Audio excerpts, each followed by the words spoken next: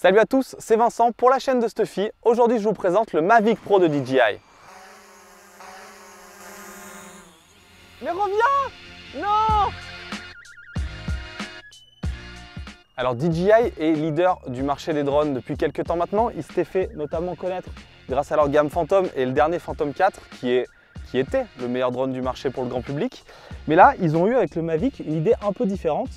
C'est de proposer un drone complètement pliable qui peut être en fait transporté limite dans ma poche. L'idée derrière ça, c'est de proposer un drone grand public facile à transporter. Sur le Phantom 4, vous aviez une énorme mallette et quand vous partiez en vacances, c'était pas forcément simple de l'emmener en plus de vos bagages. Là vraiment, le Mavic Pro, vous pouvez le mettre dans un sac normal, un sac à dos, et vous pouvez le transporter partout, l'ouvrir, mettre les hélices et il décolle tout simplement.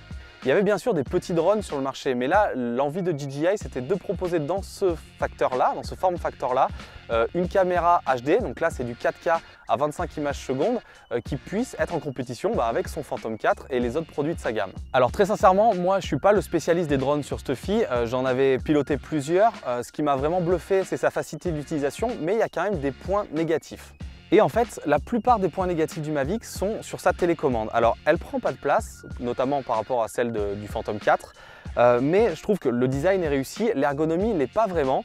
En fait, vous allez brancher votre téléphone sur cette partie et c'est hyper difficile d'aller atteindre le port. Donc c'est un petit peu dommage parce que le drone peut voler super vite et on perd vite 30 secondes, 1 minute à l'utiliser, ce qui est un petit peu dommage. Autre point négatif qu'on a vu depuis le début du test, la batterie n'est pas folle sur cette manette là. L'autonomie de la manette du Phantom 4 était hyper longue, donc il n'y avait pas de souci pour voler avec plusieurs batteries. Là, on avait 3 batteries de Mavic et on est quasiment arrivé en bas de l'autonomie de la manette au bout de la deuxième et demie. Bon, c'est des petits points négatifs ça, mais il y a des énormes points positifs sur ce Mavic Pro. Pour moi, c'est le meilleur drone aujourd'hui du marché, c'est le meilleur rapport qualité-prix pour le grand public. Premier point positif, c'est sa facilité d'utilisation. Je l'ai testé avec des novices, je leur disais juste qu'il fallait slider pour décoller. Le drone était en l'air, je leur expliquais les manettes et en 10 secondes, il partait en l'air et il commençait un petit peu, bien doucement au départ, à se diriger hyper facilement.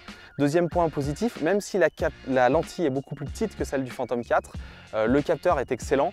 Il prend une image un peu moins large que celle du Phantom 4, mais il y a une super qualité d'image en 4K. Chose importante, sur les premiers tests qu'on avait vus du Mavic, les gens disaient que l'image était floue. Contrairement au Phantom 4, il faut que vous appuyez sur l'écran du téléphone, comme quand vous faites une photo avec votre téléphone, pour faire la mise au point. Donc il faut bien penser pour ne pas rater vos plans, ça serait quand même bien dommage. Pour les utilisateurs un peu plus avancés, vous avez la possibilité de filmer en mode D-Log. Ça vous permet en post-production d'étalonner les couleurs de votre image pour obtenir un résultat encore meilleur qu'en mode normal.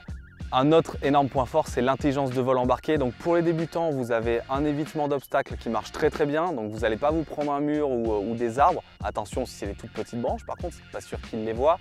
Il y a toujours le mode Tap to Fly, donc qui vous permet en fait d'appuyer sur l'écran à l'endroit où vous voulez aller et le drone il va tout doucement, vous n'êtes pas obligé d'appuyer sur la télécommande.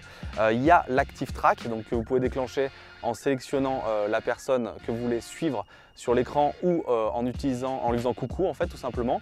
Et là il va vous suivre de plusieurs manières différentes que vous pourrez contrôler, et même si vous êtes en train de monter une petite montagne en lui disant tu restes à X mètres du sol et tu me suis. Donc ça c'est plutôt cool. Pour les adeptes de sensations fortes, le mode sport permet de voler jusqu'à 64 km/h et vous prenez très rapidement des bonnes sensations, donc c'est vraiment super cool. Attention cependant, toutes les fonctionnalités de tracking et d'évitement d'obstacles sont désactivées pour ce mode-là, donc il faut être vraiment prudent. Vous savez, la question qu'on se pose toujours, c'est est-ce que ça vaut le coup d'acheter le Mavic Pro ou pas? Il est dispo aujourd'hui à 1 199 €. Il y a un pack à 1 499 € avec des batteries supplémentaires et un sac de transport. Nous on l'a acheté, on a longtemps hésité avec le Karma. Franchement, depuis qu'on l'a en main, depuis qu'on le teste, on ne regrette pas. J'ai vraiment hâte d'être dans un voyage avec ça, parce que là on est allé donc à côté de Saint-Étienne pour faire ces vidéos et à côté de Saint-Tropez. Et franchement, de se dire que je peux le mettre dans mon sac à dos, partir en avion et le sortir tranquillement sans souci, c'est vraiment le gros plus du drone. Et en plus les images en 4K, c'est juste parfait. Donc est-ce que j'achète ou pas? Oui, et ça a été le cas. Je vous remercie d'avoir regardé cette vidéo. Si vous l'avez aimé, mettez un pouce, ça nous fait toujours plaisir. Un pouce en l'air, comme ça c'est moins cool. Abonnez-vous à notre chaîne, on va sortir un test par semaine. On s'est mis ce défi là, ça va être des drones, ça va être des objets connectés, ça va être plein d'objets high-tech. Donc je vous donne rendez-vous la semaine prochaine pour un nouveau test sur Stuffy. À la semaine prochaine.